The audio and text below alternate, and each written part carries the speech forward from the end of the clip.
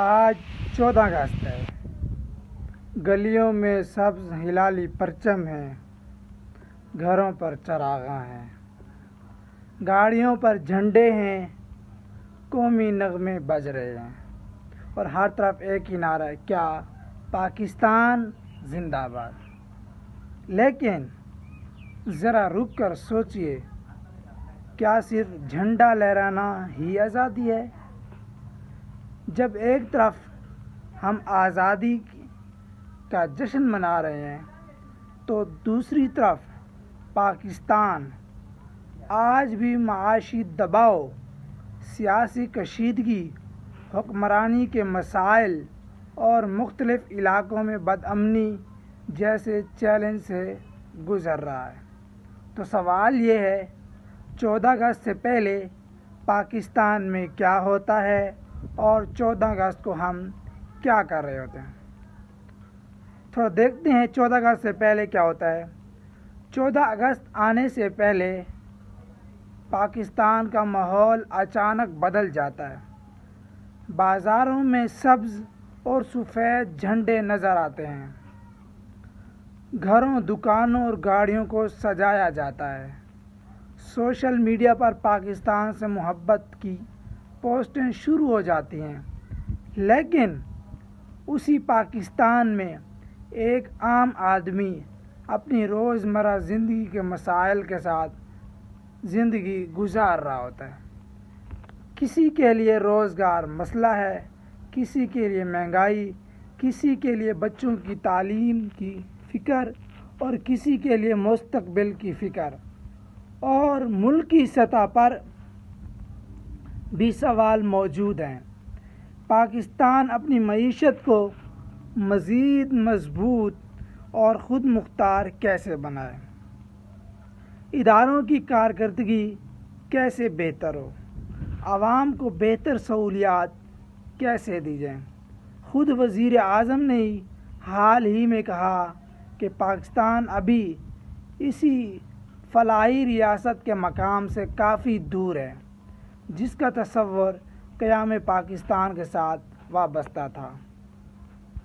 پھر جب 14 اگست آتا ہے تو کیا ہوتا ہے؟ منظر بدل جاتا ہے، حالات بدل جاتے ہیں۔ صبح قومی پرچم لہرایا جاتا ہے، قومی ترانہ پڑھا جاتا ہے، سرکاری تقریبات ہوتی ہیں، لوگ سبز و سفید لباس پہنتے ہیں، بچے جھنڈا لے کر سڑکوں پر نکلتے ہیں اور پورا ملک ایک ہی جذبے سے کہتا ہے، پاکستان زندہ باد۔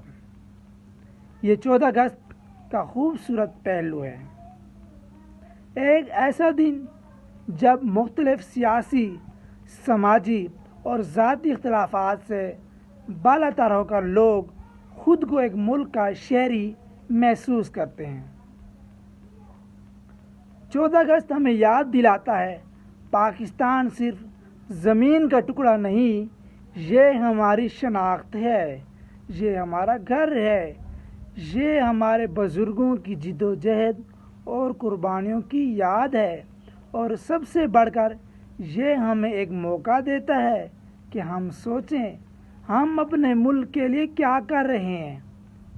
اگر ایک طالب علم ایمانداری سے تعلیم حاصل کرتا ہے، ایک استاد اپنا فرض ایمانداری سے ادا کرتا ہے، ایک کاروباری شخص دیانتداری اختیار کرتا ہے، ایک شہری قانون کا احترام کرتا ہے اور ایک ذمہ دار انسان اپنے ملک کی بہتری کے لیے اپنا کردار ادا کرتا ہے، تو یہ بھی پاکستان سے محبت ہے۔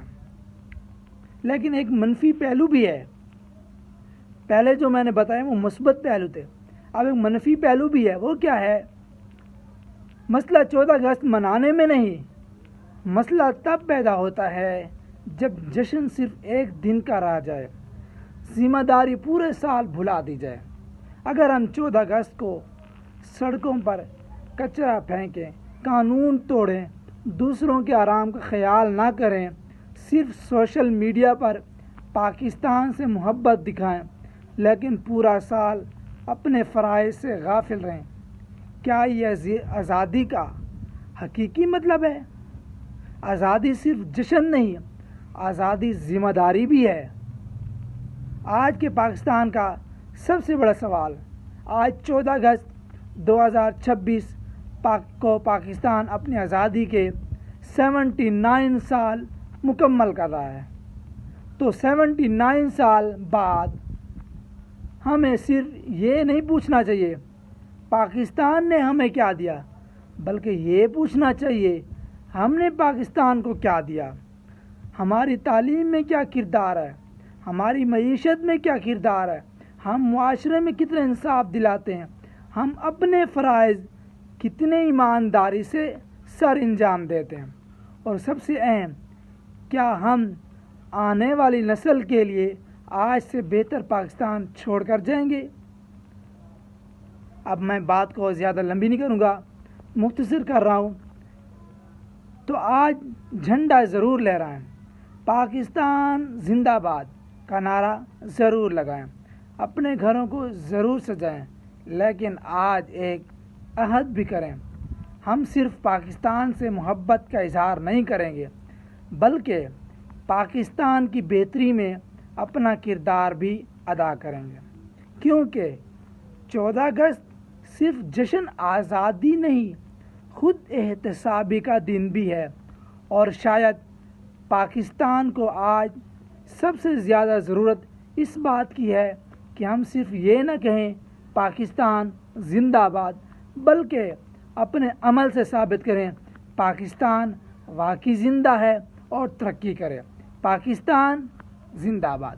ملتے ہیں نیکسٹ ویڈیو میں، تب تک کے لیے اللہ حافظ۔ اپنی رائے کمنٹ میں لازمی دیجیے گا۔